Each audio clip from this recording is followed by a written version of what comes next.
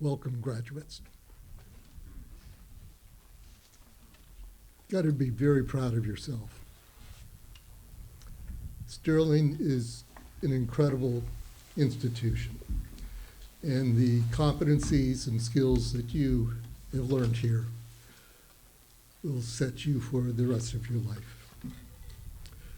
For your parents out there in the audience, I was there 16 years ago. Watched my son walk across the stage and get a diploma. Very, very proud of his accomplishments,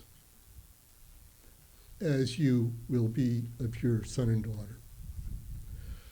So I'm just the warm-up act. Let's get to the real thing. Thank you.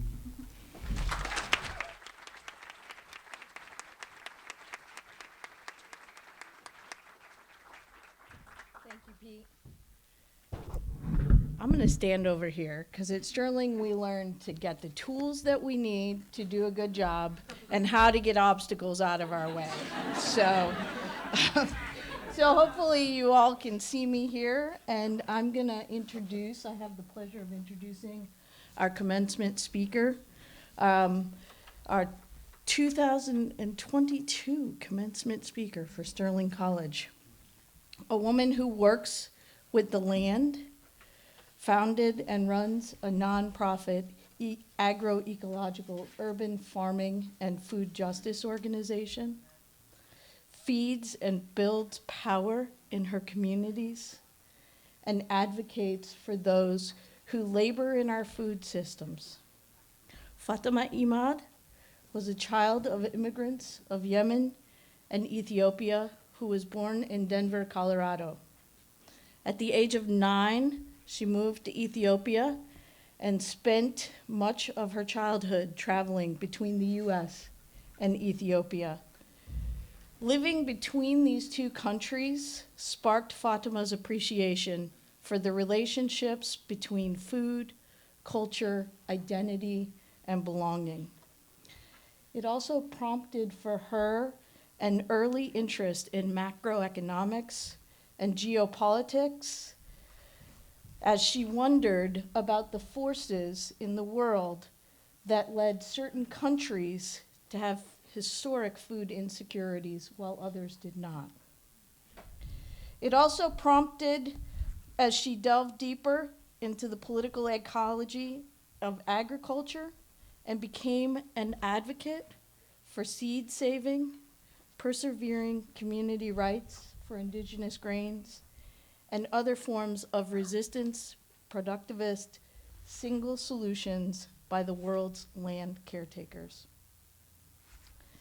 Determined to advance food sovereignty by embodying and modeling nuanced ways of farming, Fatima obtained agroecology certification from the University of California, Santa Cruz, learned from her elders, and paid very close attention to traditional scientists. Fatima has now farmed organic and heirloom vegetables for over a decade, just talking to us about balancing academics and farming. On her own acreage, as part of a land co-op, setting up farms for restaurants, and as a farm manager for multi-acre community farms in Milwaukee and Denver. She's also co-founder and executive director of Frontline Farming, a BIPOC woman-led advocacy and food justice organization that aims at creating greater equity on the Front Range and in food systems. You might not know this, but Frontline is a partner through Sterling, through EcoGather, and as a partner, also produces high-density nutritious foods, trains apprentices in ethical and sustainable growth practices, engages in data-driven activism, and demonstrates that fair, dignified, and healing work can happen on our farms and in our food systems. Fatima is the co-convener of Project Protect Food Systems Workers, and at the start of the pandemic, to make sure that these always essential workers were adequately protected from COVID and appropriately compensated for their labors and for the risks that they assumed in the service to all of us and the public good. What started out as weekly Zoom conversations from folks who were concerned about the plight of workers on our farms and in our packing houses soon turned to be a diverse coalition of advocates fighting to change state law and winning, as well as state promotora network of resources and organizations, community leaders of color to deliver critical services to agriculture workers and advance health equity. In all of this, Fatima also finds time to teach. Fatima is an affiliate professor at the Community Food Systems with Regis University and a lecturer in environmental justice at the University of Colorado. She finds this time because she thinks it's really important for change makers like all of you to really understand and learn well the practices. She serves on Denver's Sustainable Food Council and the Denver African American Commission as a mayoral appointee and on the Colorado Water Equity Task Force. She was elected president of the Mile High Farmers Association by her peers. And not surprisingly, her work and accomplishments have been repeatedly recognized. In 2019, Fatima received the inaugural Kathy Underhill Scholarship for advancing health equity and the anti-hunger space. In 2020 and 2021, she was named the Rocky Mountain Farmers Union Fellow for her work and leadership in advocacy in agriculture. And in 2021, Black Leaders and the Black Justice Fund recognized her work on the front lines of the movement for fair and equitable and anti-racist America. Fatima's tremendous work ethic is eclipsed only by her commitment to service and care. Fatima demonstrates that education is a lifelong endeavor, and that if we can combine ongoing study with embodied practices in service that is held deeply in ethics and values, liberation is possible. I hope that we can all learn from Fatima and use her as one of the examples of what it truly means to be an ecological thinker and actor in our communities. And it is my privilege to introduce Fatima Imad.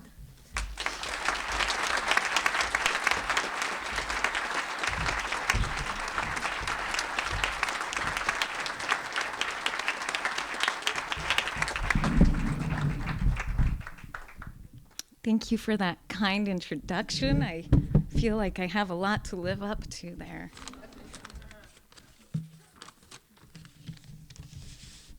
It is an absolute honor to be invited here to give the commencement speech for the graduating class of 2022. And in person. Congratulations, y'all. You did it. I acknowledge this as the land of the Abenaki, and I want to give gratitude to those who have stewarded this land for generations before us, before I begin. As I was grateful for this invitation, I also felt a little bit anxious. You see, I've never been invited to be a commencement speaker before. And here's what I know. I know being funny and short are two important parts of a commencement speech. And truly, generally, I am often neither. I go around telling farmer jokes that are lost on everyday people and colleagues and even my farmers in training. And as a professor, and as many professors here can attest, we're generally not short-winded. But the reality is that I have been preparing for moments like this in my life, whether I knew it or not. So I recognized that what I needed to do was reach into my toolbox and pull out the tools that would help me approach today. I realized that in so many ways, these are the very tools that will be important for you as you begin your new journey and mark your transitions of time. And I want to share these tools with you today as a way of advice, guidance, or even as an example. Lesson 1, I am worthy. Quote, "The real difficulty is to overcome how you think of yourself." Maya Angelou. Or quote, "When you realize your self-worth, you will stop giving people discounts." Unknown. First, I did not know if I was the right person or worthy. As we transition into a different time in adulthood, careers and goals, it is important to remember that we are worthy. Oftentimes, we can be our own toughest critic, and I want you all to know there is nobody more equipped to be you than you.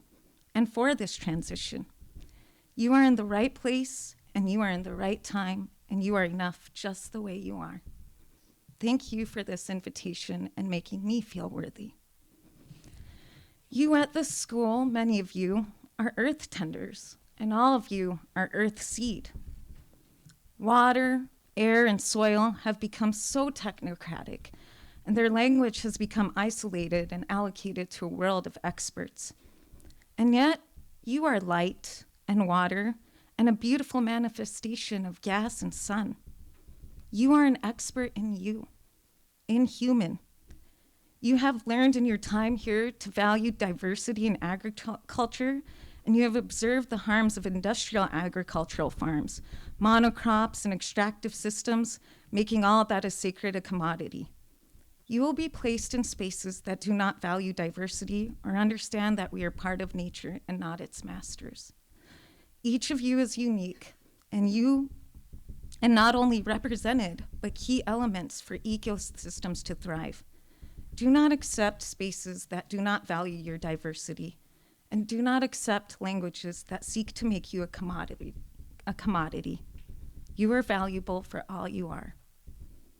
Lesson 2, we are not alone. Quote, "Walking, I am listening to a deeper way. Suddenly, all my ancestors are behind me. Be still, they say. Watch and listen. You are the result of a love of thousands." Linda Hogan, a Native American writer. Or a quote that often comes up in my family is, "Well, I don't know, but that escalated pretty fast." Either way, I recognize that I do not walk alone, even when I feel alone. I remember when I was entering college, people would be calling fathers, your stepmothers, stepfathers, aunts, brothers, sisters, friends, grandparents, your chosen family, and whoever they may be. And for me, it was often my mother who would call me. I tried to avoid it, and I thought, oh man, what a nag. I was generally a responsible and responsive person, but still, I wanted to forge my own path and make my own mistakes. It was not until I suffered a tragedy and I received all these same calls that I realized it's not that I carry these people as a burden and that they are constantly judging me, but rather I carry these people and they love me. You do not walk alone into your new path, and you have people. Look around you today at your friends, family, chosen family, teachers, and people here gathered to cheer you on. It is important to know that they are always with you. You are loved, and not only them, but you are loved by your ancestors and those who may not be in the body here with you today. You may carry different traumas or historical memories, and you may also carry memories of resilience that have brought you here today. You are here. You matter, and you are precious to us. Remember when you feel alone to reach out. As I prepared, I spoke to some of my friends about my anxiety, especially around telling jokes, and that nobody ever gets them. And my good girlfriend, Andrea, said, "Don't worry, Fatima, just tell a dad joke." And I said, no, Andrea, no. Dad jokes never do well under pressure, and even if at all. The thing is, you don't have to take all the advice you are given. But know, but know that you do not have to learn everything anew, and that there is wisdom here for you. You are lifted on the shoulders of those before you. We are all here today to raise you up. Go, class 2020. Get pumped, stand proud. We are here with you and have been and will be. Lesson 3, take accountability. Quote, you have to act as if it were possible to radically transform the world, and you have to do it all the time. Angela Davis. Yes, taking accountability is about accepting the choices and mistakes you make. It is about saying I'm sorry when you make mistakes, and doing so regardless of how others may take it. When we mess up, it's scary, and it's okay to mess up. You can be accountable because you are precious and because you recognize others are precious. It is about accepting your part. You are a part of this earth, a part of humans, and a part of communities. It is also about giving the grace and space you ask for yourself to others, to our plant relatives, and to our animal relatives. It is also about forging paths into the world. It is about living into your potential. It is about understanding you matter and are a change maker. We are counting on you and we believe in you. You are hope. When I was a child, growing up between Denver and Ethiopia, and when we were living in Ethiopia, my brother and I were excited and always took back masks, right, with us, scary masks. And that was something that was very unfamiliar in our community. And my brother had a mask of a scary old witch, and I had a mask of a scary old man. And we plotted so many things to just jump out and freak people out. And so one weekend, our work driver who had that weekend agreed to take us on a hike. And this was really, we love to hike, but it was also exciting because we'd be going to remote places. And we were in our minivan, and I thought it was the perfect opportunity because the man herding the donkeys was closest to the road. And so, perfect, right? I popped my head out, and I went, boo, to him. And he was so quick, he took his stick and he whacked me in the head, right? And I fell back into the car, woozy. And before I could even take my mask off, my brother and the driver were just cracking up, crying, laughing so hard. And sure enough, when we pulled the mask off, I had this big egg on my head, and it was bad. And then they got scared because it was like, what are we going to tell my mom? Now, there's no point to that story except I got what I deserved. And my brother had joy, and so did the driver. And so it leads me to my fourth sort of tool. Find joy in your endeavors. So much in life is remembering. Your life can be the dream you make it, or it can be the nightmare you choose to live in. Take accountability. And taking an accountability in life is one of the most important lessons we will learn. Climate chaos is not random and inevitable. Famines are not natural disasters for the most part. And so many of the plights we see today are symptoms of culture that allows us to think that the things that matter most in life are simply externalities. You matter. All living beings matter. The earth matters. Those around us matter and need to hear that. Be joyful. Energy is reciprocal. And my last tool. Give blessings for what you have. So I want to invite us, if you feel comfortable, to downcast your eyes, close them, and be present. It's important for us to absorb these moments. I'm sure we've been busy getting here, being here, wrapping up whatever we need to. It's taken a lot to build up to this moment. Take a breath and absorb it. And for those of us that are listening and present, and those who are not, we shine this blessing to them, and we shine this blessing to those who walk before us today. To our graduating class, we send you with the blessing of knowing you have been a student and a learner. Take the blessings of being brave and open to new practices and ways of learning with you. Take the blessings of the work you have done to center the voices of others, of plant relatives, of animal relatives, of those that might not be familiar with you.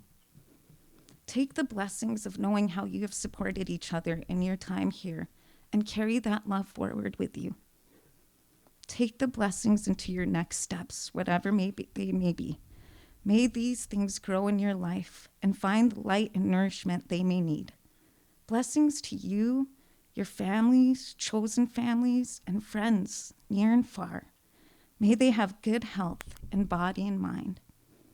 I send you with the blessing of gratitude for you as you, and that you may carry this feeling of learning, openness, and love with you into your life and your next journeys. Ashe, as we say in my culture, Amen, Amen, Aho. Thank you.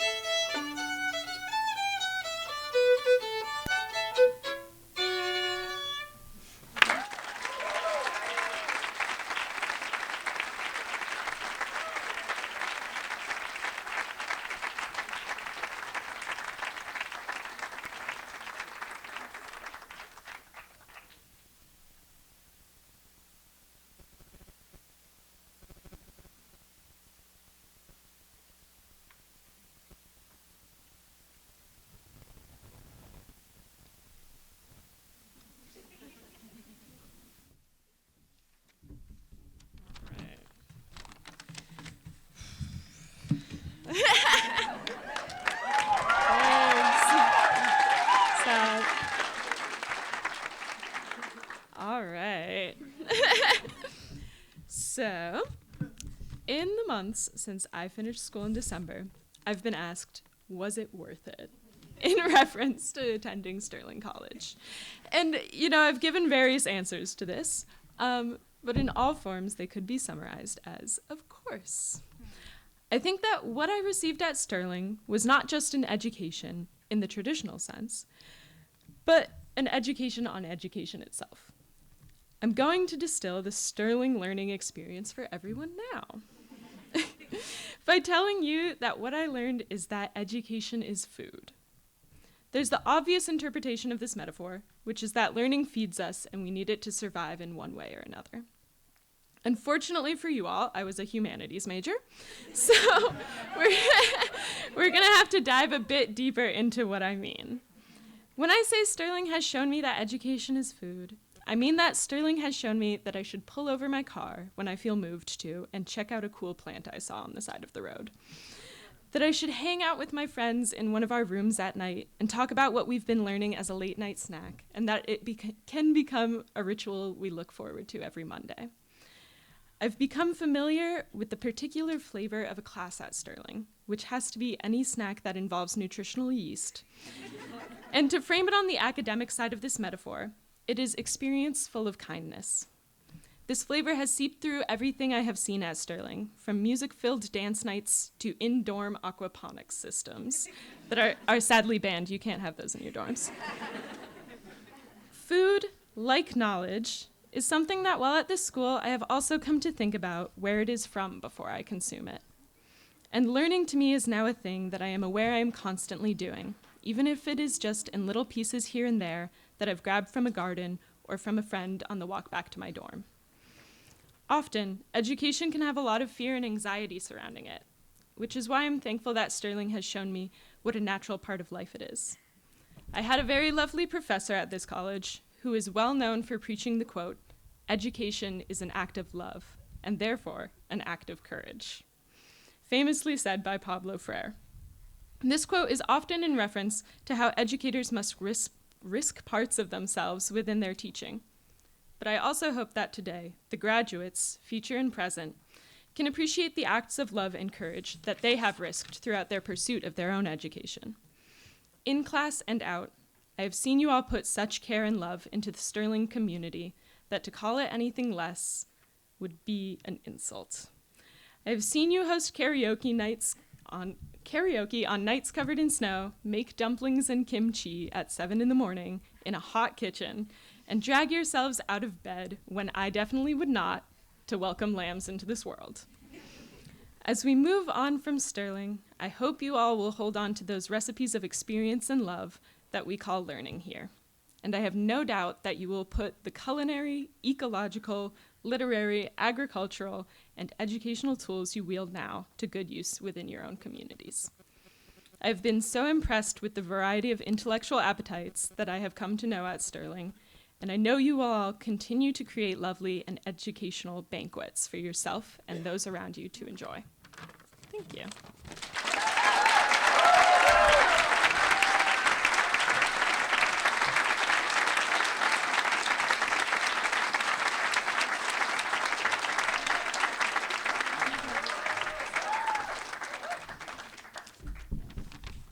Hello.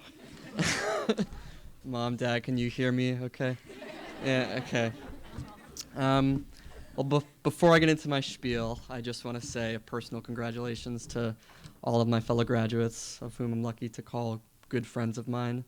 And also congratulations to their families, friends, and loved ones who are here for having such wonderful, interesting, and thoughtful people in their lives. My name is Connor Quinn. To be honest, I'm usually quite a reserved person, but given the opportunity to speak about people and places which I love, I'll jump at the opportunity. So a month ago when I found out I was speaking here, I thought to myself, awesome, I could write a book about this place. I'll get on it right away.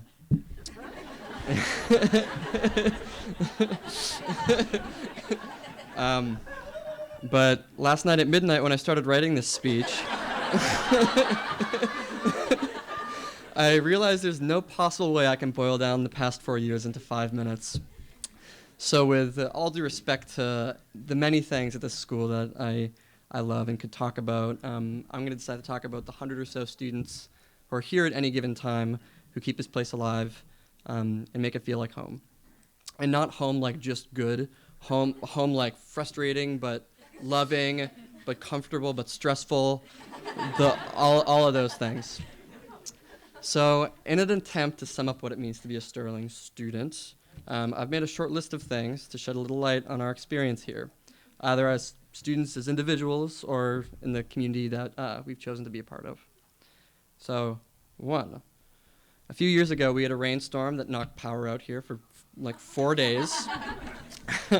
The entire lawn of Major Hall was flooded. It turned into an actual pond. And so what we did, we just got some kayaks, put them out there, and made a day of it, a few days of it. We also still had to go to class. I once saw a student here forge their own hammer, use that hammer to forge a knife, and then use that knife to make a wooden spoon. We have a pony-driven cart that goes from dorm to dorm to pick up compost. That's like, you can't make that stuff up. If you've ever found an unreasonably large spider in your dorm room, shouted for help, but all your housemates wanted to do was identify it to species, you probably went to Sterling. And lastly, if any of my fellow graduates have ever spent 4 hours in a class on sustainable food systems and promptly drove 30 minutes to McDonald's in Morrisville afterwards, I want you to know that you're not alone. I've done that. The list goes on, and I'm eager to hear what everybody else, all my fellow graduates, would have to say, what things they would add to that list. But needless to say, I don't think many of us knew what we were getting into when we applied to be part of this community. Hopefully we all received joy, fulfillment of our passions, and loving people to hold tight and never want to let go of. The number of people at the school who I consider lifelong friends is remarkable. But as anything in our lives that's a tremendous source of joy and love, it will also be a source of obstacles, work, and probably some frustration. Like, this might go back to what Max said a little bit. Have any of you shared a kitchen with 20 college-age students who all like to make their own sauerkraut? It's cool at first, but it stinks after a little bit. But in all seriousness, this community isn't perfect, and no community is. What's really important is a willingness to change, a community of students to push that change in the right direction, and a group of faculty and staff that listens to us. And in the 4 years that I've been here, I've seen that happen. I've seen students advocate for themselves and one another, for those whom we might not be close friends with or those we just met. I've seen seniors in their last weeks of their last semesters, during finals, attend community council, pushing for change that they might never see come to fruition themselves. And that's just how any community should be. The next few accomplishments I'm going to list probably won't make a lot of sense to many of you, but to the students, they were a big deal. Because we chose to organize, we got our dorm stoves back. Yeah. We got a say in who our student leaders are. We created student councils and committees about issues we thought were important. And we pushed for that awesome leftovers fridge in the kitchen. Shout out to Liz Chadwick.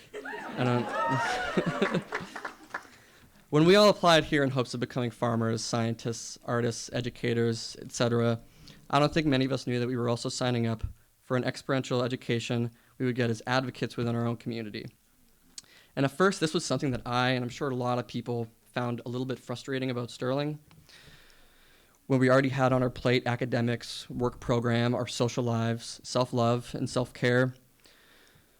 But in the bigger picture, in the context of really becoming stewards of the environment, that's the experience that we all needed, that transcended all of our majors and academic interests, whether we wanted to grow tomatoes or teach children how to identify plants, because you cannot think ecologically without thinking socially. And there was no such thing as ecological action without community action. Fighting for the natural landscape without fighting for our communities is like growing a garden and not having anyone to share it with. The amount that you can learn when you begin to practice community care as a love language is invaluable. And without the people who I call my closest friends, who make up the student body and the graduates that I'm here with today, it would have been really, really hard for me to learn any of that. So again, from the bottom of my heart, thank you, all of you, for everything, and congratulations.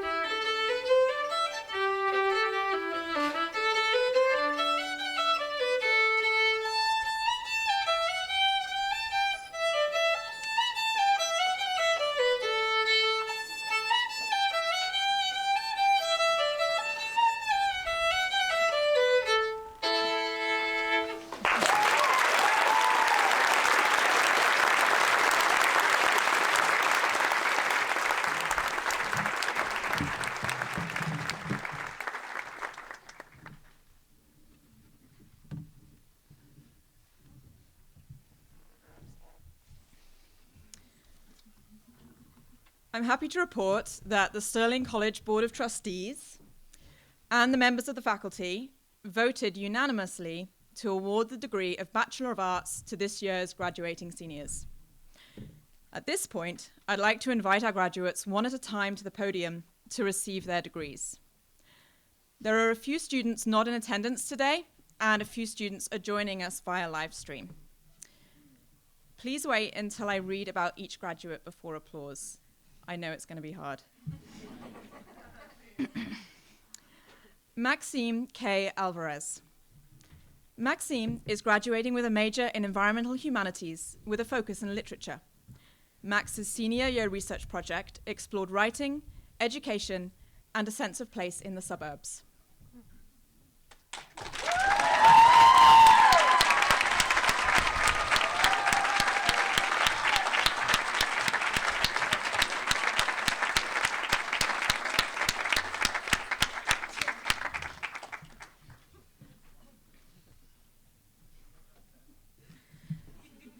Sterling Mason Anderson, who's not in attendance today.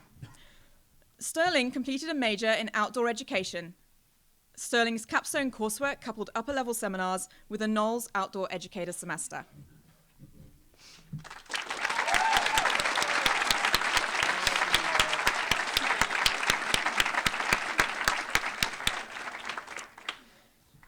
Eric Theodore Bailey.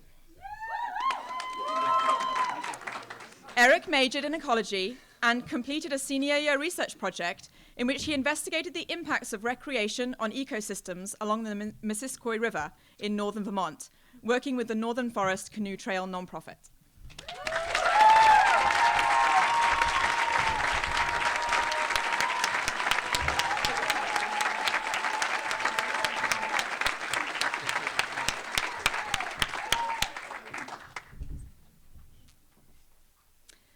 Varsha Balaji.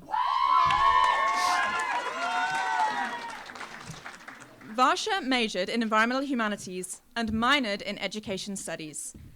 Shua's senior year research project examined the influence Korean history has on the South Korean education system and how this education system influences Korean immigration to the USA.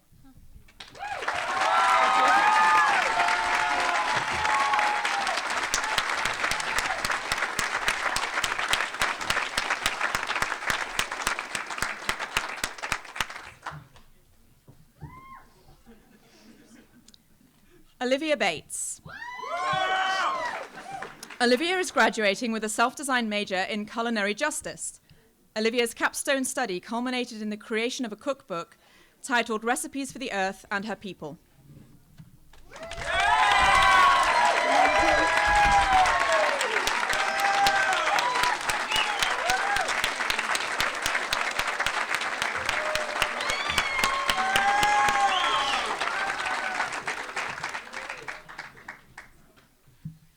Havar Blaze.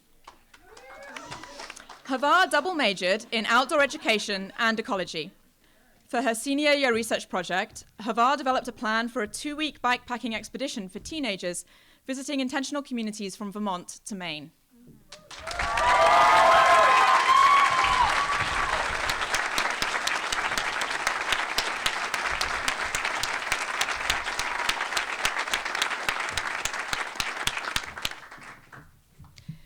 Stephen Jacob Brightman. Stephen's not in attendance today. He graduates with a major in environmental humanities. His capstone coursework focused on the connection between people and the environment.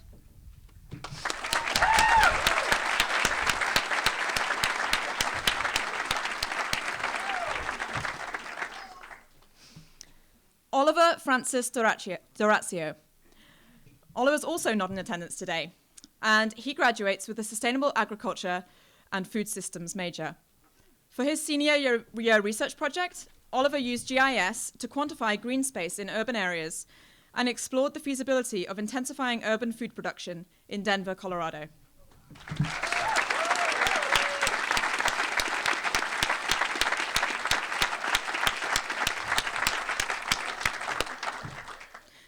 Brian H. Emery. Brian culminated his major in outdoor education with a senior year research project in which he professionalized and updated the Sterling College Green Bikes program and bike shop.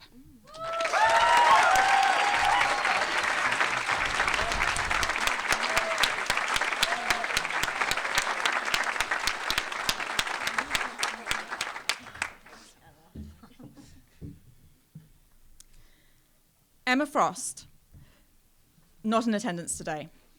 Emma completed a self-designed major in agricultural education. Emma created agriculture curriculum for elementary schools, taught garden lessons in a local after-school program, and maintained a school garden for her senior year research project.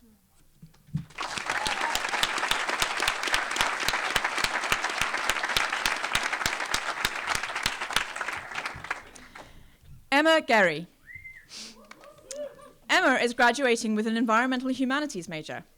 Emma's senior year research project explored themes of belonging and place in young adult fiction through reading and writing an original short story.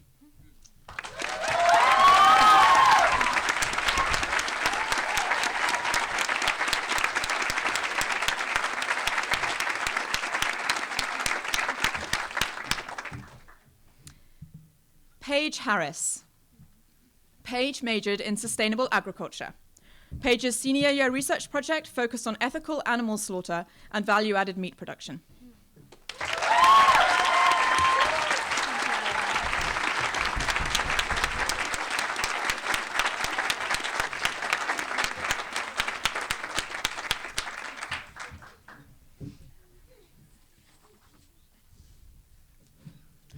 Huck Howard. Huck completed a major in ecology. Huck's capstone project was titled Wetland Medicinals, Natural Dyes, and Basketry.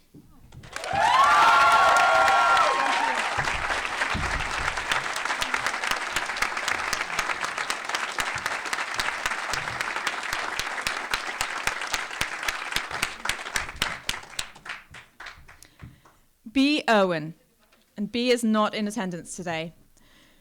B completed a self-designed major in gender and environmental justice. B's capstone coursework focused on the theoretical and practical elements of social justice, weaving together strands of environmental and gender studies.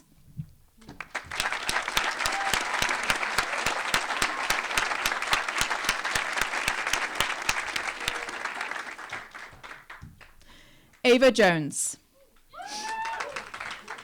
Ava majored in sustainable food systems. Ava's capstone coursework connected her interests in natural sciences, agriculture, foodways, and small-scale arts to deepen her understanding of how communities and cultures work together to create the landscapes in which they exist.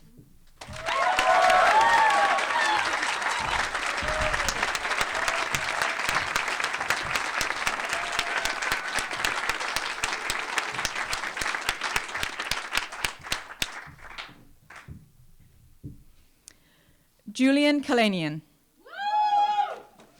Julian graduates with a major in outdoor education. His senior year research project is titled Youth Essence Curriculum, a curriculum design, practicum, and synthesis project.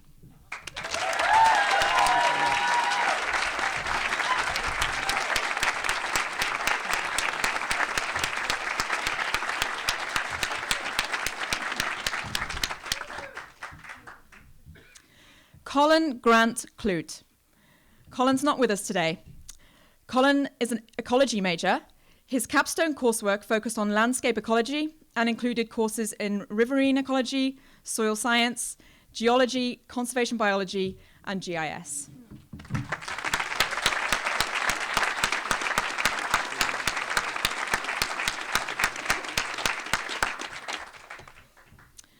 Zunaid Wentworth McCarthy. Zunaid majored in sustainable agriculture and food systems. Zunaid's senior year research project saw her take a deep dive into fermentation and ceramics, with a focus on self-made and locally produced ingredients and materials.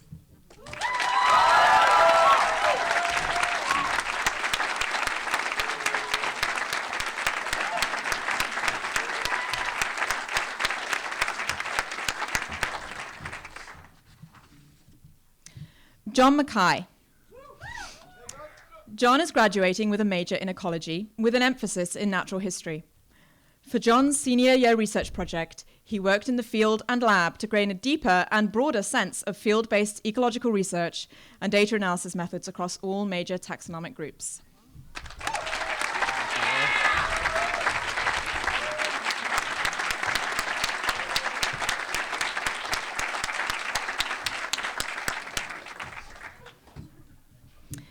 Jamie Perlstein.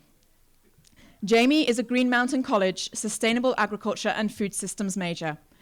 Jamie culminated her studies with a senior year research project focused on CSA management and subsistence farming.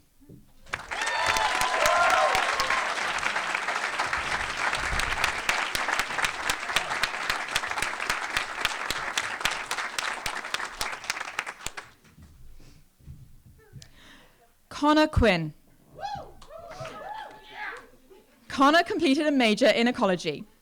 Connor investigated the natural history and ecology of the aquatic hyphomycetes, a group of freshwater microorganisms that drive decomposition in streams and rivers, if you wanted to know.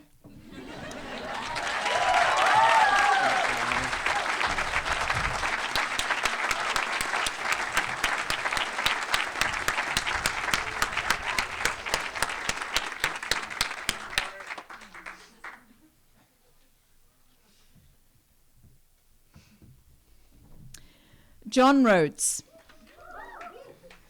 John graduates with a major in ecology and a minor in environmental humanities. John's senior coursework focused on the intersection of nature, storytelling, and mythology. Thank you so much.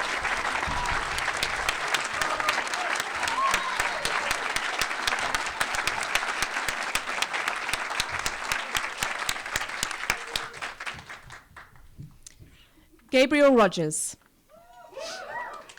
Gabriel is graduating with a self-designed major in agricultural craft. Gabe's capstone coursework examined the dynamics of social justice in relation to food systems, organizing, and economies.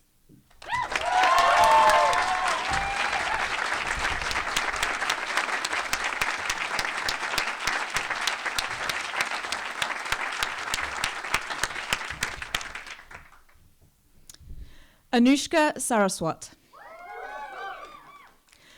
Anushka completed a self-designed major in environmental justice and a minor in education studies. Anushka explored the connection between migration and the environment, looking at the cause and aftermath of global immigration with a focus on Vermont for her senior year research project.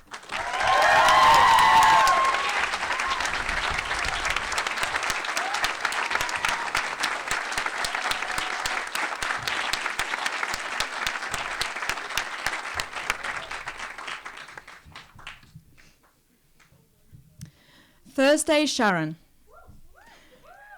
Thursday majored in sustainable agriculture and food systems and completed a senior year research project in which she explored beer making. She also produced a zine as a guide to the process.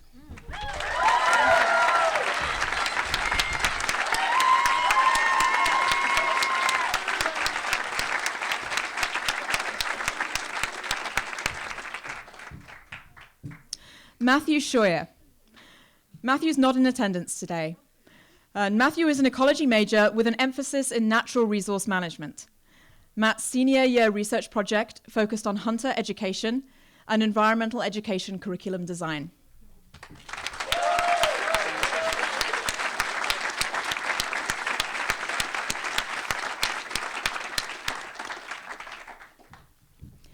Kaylee Spacek. Kaylee designed their own major titled Agriculture and Craft. For their senior year research project, Kaylee trained a pair of sheep to do light draft work by halter training, walking as a team, and pulling a small cart built from reclaimed wood.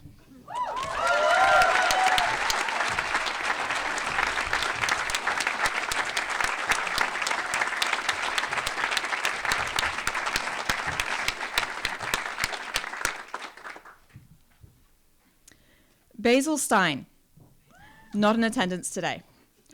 Basil's graduating with a major in sustainable agriculture and food systems.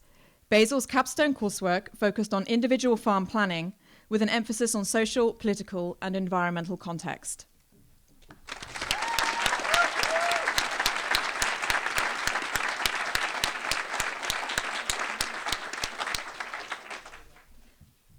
Sadie Stock, not in attendance today. Sadie is a sustainable food systems major. Her senior year research project was titled Reproductive Justice and Migrant Farm Workers in Vermont.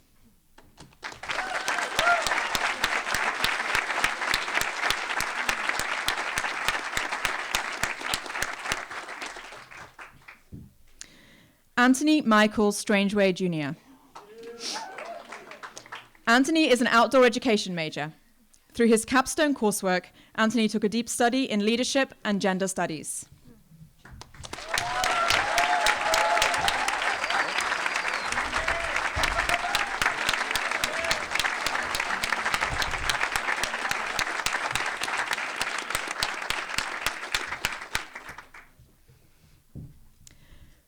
Julian Wilder.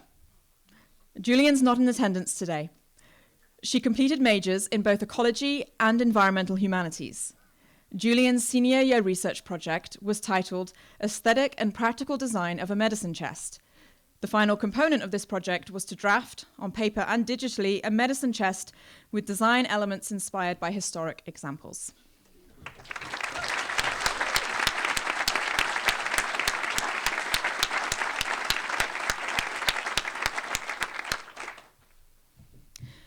Andrew Vladarchek. Andrew is graduating with a major in ecology. For his senior year research project, Andrew trained 2 steers to be a working oxen team. He also explored the history of cattle breeds and the process by which people select the breeds they want to use as working animals.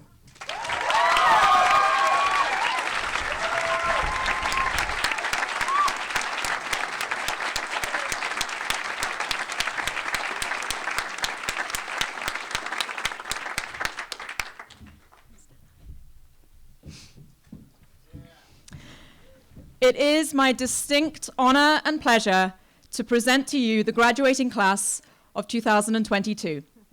Congratulations.